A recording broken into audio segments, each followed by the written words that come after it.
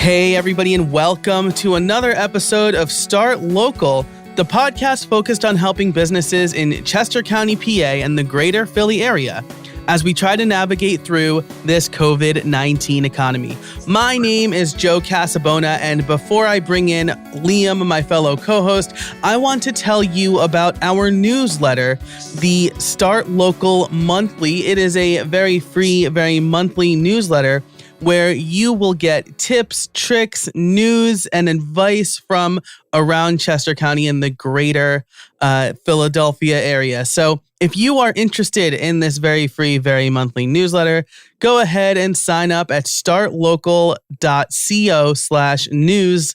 That's startlocal.co/news. And now let me bring in my fellow co-host, Liam. How are you today? Very good, Joe. I'm super excited to get that newsletter out the door. We've been seeing the subscriber numbers climb, and we're getting ready to do our first issue here, more than just a welcome note. So sign up soon, folks, because it's coming. It's coming. Yes. Awesome. And thanks to everybody who's already signed up. Really appreciate your support there. And our guest today is Cheryl Kuhn. She is the president and CEO of the Southern Chester County Chamber of Commerce. Cheryl, how are you today? I'm fabulous. Thank you for asking, and thank you for having me this morning, Joe and Liam. Absolutely. Our pleasure. Thank you for coming on the show and chit-chatting about a number of things affecting businesses in Southern Chester County. But before we get into that, why don't you tell us a little bit about who you are and what you do? Sure, absolutely. So as you know, my name is Cheryl Kuhn. I'm president and CEO of the Chester County Chamber of Commerce. I've been here a little over 9 years. Feels like 9 days in some ways and feels like 100 years in others. But we are similar to other chambers in that we have a service area that runs from Kennett Square down to the state lines of Delaware and Maryland.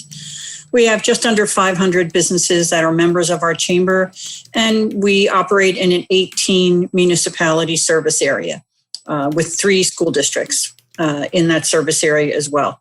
We have a 24-person board of directors. We have a 7-person executive committee and 5 standing committees that currently meet via Zoom. A couple of them are talking about meeting in person, but it would be wonderful to do that again and be together. But that's who we are. That's what we do. Thanks for that, Cheryl. That's a great overview of the organization. I really appreciate it. So the Southern Chester County Chamber of Commerce has been around a long time, and you were kind enough to share that you've been there almost a decade now. And inevitably, you've seen a lot of things and a lot of change, particularly since March of this year. Can you tell us and tell our listeners a little bit about what the businesses in Southern Chester County are experiencing as we appear to be approaching a second wave of the coronavirus? And in asking you that, I appreciate that there's a lot of diverse businesses down in Southern Chester County. So if you want to touch on some of the different sectors and what they're experiencing, that'd be really helpful. Sure. So I'd be happy to. That's a very good question because in thinking about that, I would say overall that our businesses are experiencing more or less a cautious optimism about the future. You have businesses that are extreme in the sense of for and against meeting in person. But for the most part, most of our businesses are looking forward to being in person again and trying to get something back to a business sense of normalcy. Just as an example, we held our fall luncheon on the 22nd of October. Our keynote speaker was George Hager Jr., who's the CEO of Genesis Healthcare, which is corporate headquarters is in Kennett Square. And due to the COVID restrictions, we were only allowed to have 73 people in the room. And we were spread out, obviously. We follow all the protocols and restrictions. But I have to tell you that the 73 people that were in that room loved every minute of being together. So I do know that as long as we all follow the guidelines, we should be able to try to bring some business back and some sense of normalcy, especially during this second wave, which I think the numbers are out there that we are spiking a bit, but at the same time, we're experiencing perhaps double the amount of daily COVID infections, but half as many daily, I hate to put it this way, half as many deaths My reports tell me that could be close to a 75% reduction, which is good news in a way. So basically, we are looking forward to getting back in person and connecting as much as we can. That number is very encouraging, right? Because it shows that we are getting a handle on the virus and things like that. So I appreciate that number. I was also checking the Chester County numbers recently. My wife's a nurse, so I'm obviously nervous about her hospital getting overrun. But it seems like the cases in Chester County are not as big as I expected them to be, at least. So that's exactly. Exactly. And that's the good news. As long as we continue doing what we're doing, we will come out of this together. And just to add to the businesses in Southern Chester County, some of these businesses are thriving. Your mortgage companies, your law firms, even landscapers. I have 3 or 4 members that are landscapers, and for whatever reason, they're telling me they're as busy as ever. And I was able to catch one of them, and it was kind of funny because he said his customers are home during the day now, so they are asking him to do more than they would normally if they were at work and the person came in and did their landscaping and left. They also have more new business coming in the door, again, because customers are home and saying, gee, I want this front yard or backyard or garden to look better. So our landscapers are doing better. Accounting firms are doing much better. And there are other companies, small businesses as well, that are actually thriving in this, which is hard to believe, but I'm happy to hear it. Yeah, I'm happy to hear that too. I wonder if the accountancy firms are doing better because folks are much more interested in their numbers now than they might have been a year and a half ago. Yeah, they probably have more time to look at them, which they would not have been able to do. And also because of the CARES Act and the PPP loan and the EIDL loan, they need much more help, much more technical support than they would need in the past about how to handle those loans, how to handle those grants, especially the PPP grant, everything that you're supposed to compile and send back in to substantiate the reasons that you received the money. Oh, that's interesting. That's very, very interesting. Mm-hmm. You talked about the different sectors in your corner of Chester County. And I want to talk a little bit about the restaurant and hospitality sector. We know that sector across the country, but certainly no different here in Chester County, has really been hit hard. And while the medical community seems to have a much better understanding of how to treat COVID-19, we're still seeing infections rise. And winter is as we were looking at our windows this morning, is not far away in southeast Pennsylvania. What are the restaurant owners and the hospitality sector leaders in your corner of the county? What are they thinking about winter? How are they preparing? What are their concerns and what are their hopes? That's a very challenging question and a very good one. I have to say from the beginning that the situation is not good for the restaurants. It is not good for the event spaces like your public golf courses that have a restaurant and event space. They are struggling terribly. I mean, I remember back when we were all deemed non-essential or non-life sustaining businesses. We were told that we had to shut down.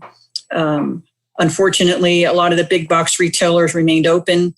I remember when the farmers, we have farming is the number one industry in Southern Chester County, and that includes mushroom growers. They had to destroy crops and livestock because they couldn't sell their product to closed restaurants. Just to throw this out there, nothing to do with restaurants, but we have to remember the realtors who could not sell homes, contractors who had jobs shut down, gyms, hair salons, like the restaurants, had to wait until the end of June to finally be able to be open at 25%. So to go back to the restaurants, I visit our 2 Mainstreet areas, Kennett, which has a Mainstreet organization, and a Mainstreet, thriving Mainstreet community, and Oxford, which also has a thriving Main Street community. And I'm familiar with those restaurant owners, and they're concerned. They're very concerned about how they will handle winter, how they will handle when their customers can no longer sit outside. You have a couple of restaurants in Kennett that have already purchased tents, and they have heaters and tables and chairs. These are all expenses that they did not realize they would have to handle, and they're still concerned. I was at a restaurant in Kennett a couple of weeks ago with my husband. It's La Verona, which is an Italian restaurant, and the owner was there, and we were talking a little bit. And he is very concerned. He said, for now, it's all right, but this is October. December, January, when it's freezing cold and sleeting, and he can only have 20% of his capacity indoors to serve. How is he going to do that? So the situation is very difficult. And not one that they're looking forward to handling. So our Chamber of Commerce, I just completed writing the copy for a campaign that we're going to have for them to support the restaurants as much as possible. And we're going to launch that campaign starting Monday, where we are going to feature a restaurant. At least we're probably going to feature 4 a week. And speak to the owner and have the owner tell us why it's unique, why they have a unique restaurant, why people should patronize their establishment. And then we're going to wrap it around a support local, love local for the holidays theme. And we're hoping that can at least get people to continue to patronize locally. That sounds fantastic. Really good luck with that campaign, because I know that, it's we've been talking to businesses around the area, and we know that restaurants really are having a hard time. Again, trying, bringing a little bit of optimism into it. My wife and I ate out to a few restaurants indoors, and I know, perhaps capacity is going to be a big issue in the winter, but as far as seeing concern and safety for patrons, mm-hmm. I don't think we've seen any at least big spikes, due to a lack of safety precautions. I guess it's, we were indoors for one in a heavily trafficked area, and we still felt pretty comfortable with the way the restaurant handled everything. Yeah, I mean, I visit them. Not as a customer. I visit them from the Chamber of Commerce, and I'm watching what they do, and we know each other. We know one another. So if I see something that I think they should pay attention to, I share it with them.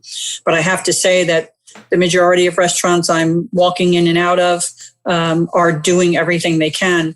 And that also leads me to share that our Chamber of Commerce was invited to serve on the business task force for the county commissioners. And one of the, I guess you would call it a subcommittee, is a restaurant subcommittee that a gentleman who is the former owner of the Dilworth Town Inn is donating his time to visit as many restaurants in Chester County, Delaware County, and Lancaster County as possible.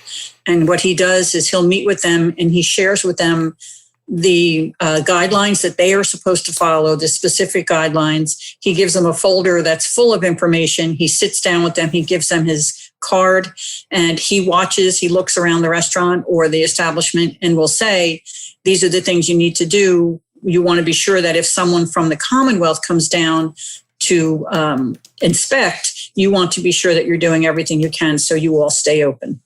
That's really a valuable and generous service that gentleman has kindly offered. Cheryl, is that something that we should mention in our show notes? Is there links where if restaurants want to get in touch with him and want to figure out how to best manage that or get involved or take advantage of that kind offer, they can do so? Yeah, I would probably say that if they could reach out to me, and then I will directly connect them with him via an email. Perfect. Yeah, perfect. Not looking to overwhelm anybody. But no, that's fine. Great. I have no problem if they reach out to me. At all. I do not mind at all. As a matter of fact, one of our members, Hartfeld National Golf Club, which is where we held our fall luncheon, she was not on their mailing list. And when she and I met about the event that we held in October, I connected her with him, and she now has him as a resource. So I know he's available, and I'm happy to do that. Oh, that's great. That. Thank you. Mm-hmm. Thank you. Cheryl, I want to ask you another question about really specifically how your Chamber of Commerce has pivoted and managed and responded to COVID-19. We typically think of chambers of commerce as hubs of information, as networking, as building links between government and business communities and the wider community in which the chamber operates. Talk us through what the Southern Chester County Chamber of Commerce has done to continue to provide services and maintain relevance for the community around you. Sure. So, wow, that's a very good question as well. I have to go back to mid-March when I'm sitting in my office with one other full-time person and one part-time person, and the three of us sat down, and I said, so we will now be working remotely. We had to lay off the part-time person, but the other person and I have remained full-time. And I guess at this stage of my career and almost 10 years here, I knew from the beginning this was not a 2-week or a 1-month situation. We're a member organization. Businesses pay dues. They rely on us for many things. So I would say that from the beginning, our chamber has led the way in our region. We quickly realized that this crisis was not going to end, as I said, in a couple of weeks or even in a month. And so I reached out to the U.S. Chamber of Commerce in Washington and the PA Chamber of Business and Industry in Harrisburg and partnered with them and was on their radar from the beginning to bring critical support, resources, and information to our members and the business community. At that point, I no longer restricted our communications simply to members and my small prospect list. It was to everyone. We worked alongside federal, state, and local elected officials from the beginning so that the governor's office and the White House heard us and so that we had a voice. I feel very strongly that chambers of commerce represent, well, let's see, there are 9 chambers of commerce in Chester County. If you look at the 9 of us and pull us together, we represent more than 5,000 businesses in the county. That is a strong voice. And I wanted us to take advantage of that. So we fielded countless questions from individuals and businesses. We provided leadership and support to businesses and individuals. We offered solutions for every challenge that faced our communities by offering informative webinars. We hosted town halls, we hosted meetings, and we continued to network and connect our members virtually. We were invited to participate, as I said, on the County Commissioner's Business Task Force, which ultimately brought Restore Chester County to all who needed it. And there is a website with an incredible amount of information that is restorechestercounty.org. We partnered with local Mainstreet organizations, Historic Kennett Square in Kennett, Oxford Mainstreet in Oxford. We offered our resources and our opportunities to their members. And we are continuing to do all of those things. But I also have to say that I ask myself, what is the next step? It seems like there's always a next step. As we are slowly entering a restore and renewal phase. I think our path forward begins to clear, but with the onset of the holidays and the flu season, we've kind of slowed down a little bit. But I consider that a challenge that we will overcome. And we are still here for everyone, the same way that we were before. We're here to help guide businesses. We help assist our employees with whatever they need, and we offer our support. That is what we have become, in addition to doing what we have always done. And I see us as being a different organization because of this going forward. That's really fantastic. And I think it's really important, right? Because as a business owner here in Chester County, sometimes I find it hard to find information. And Luckily, this podcast has provided me personally with a lot of great resources. As a web developer, I'm generally curious because I know a lot of restaurants ended up moving online and things like that. Was there a set of maybe frequently asked questions you got from businesses? And I know I'm putting you on the spot a little bit here, but were there like recurring themes that were coming up as you put out more resources and reached out to businesses in the area?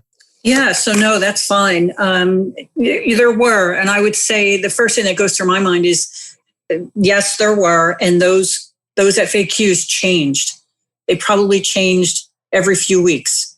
As we muddled our way through this, their needs changed and their questions changed. But there was always it seemed like there was always a theme from the very beginning. I think in the very beginning, people were in shock. I really do, because we didn't receive many questions. It probably took 30 days before I started receiving questions. And those questions back then had to do with the CARES Act. They had to do with the federal side. They had to do with unemployment. And then the EIDL loan, I would say that took precedence for a little while. And then PPP loan came up, and that took precedence for a long while. And then we were adjusting what we were doing to accommodate the businesses that were closed or that were open part-time. So we had an open for business list, and we had that list available electronically and on our website.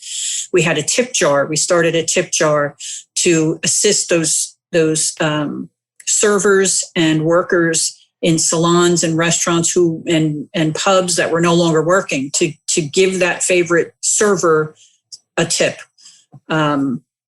We held a community caravan that I organized in 3 weeks. That we had 26 cars that met in Oxford, and we drove through Oxford. We were escorted by police and fire truck. We had a gentleman who serves on one of our committees in his Jeep with a Bluetooth wireless speaker attached to his hood, playing music. We parked in the parking garage in Oxford, and probably 35 to 40 people walked in and out of restaurants, shops, spent money, and talked to all of the retailers in Oxford. And that went over extremely well. So we were doing all of these things because of the questions we were being asked. So it goes back to the types of things that were coming to us and how we were able to support them. Cheryl, that there was a hesitancy for businesses to come to you for questions isn't really surprising. And based on what Joe and I see here, we've heard a lot in the early days, businesses weren't sure, is this a 1 week thing? Is this a 2 week thing? Is this a month thing? And then as he said, about 30 days out, when everybody really and truly understood, this is going to be months, we need to do stuff. It's so great that your organization responded in such a comprehensive way. Certainly we hear on our show that businesses have their own preferred methods of communication, and you needed to be able to serve them when it was right for them to get the information that they needed, right? So that's fantastic. And I love all the different ways that you were able to serve your community. If folks are interested in learning more about your organization and hearing about membership and how they might get involved and get support from you, where can they find you online? Where they can find your organization online? Sure. So that's easy. It's www.s as in Sam, CCCC, that's 4 C's, not 3, 4.com. Southern Chester County Chamber of Commerce. They can also call our office. And I'm available practically 24/7. So I'm happy to help anyone who's interested in learning more. We have a networking event tomorrow in person. I'm excited. We have close to 30 people registered. It'll be at the Gables at Chadds Ford. So if they're interested in connecting in person, we hold that event every month. Fantastic. I will link to that and everything we talked about over at the show notes at startlocal.co. Cheryl, thank you so much for taking the time to talk to us today. We really appreciate it. Absolutely. Thank you for having me. It's been wonderful to meet you both, and I wish you all the success in the world, and I hope to see you again. Thanks so much, Cheryl. What a pleasure to spend time with you. Yeah, have a great day. You too. All right. Thanks, everybody, for listening. And until next time, stay safe out there.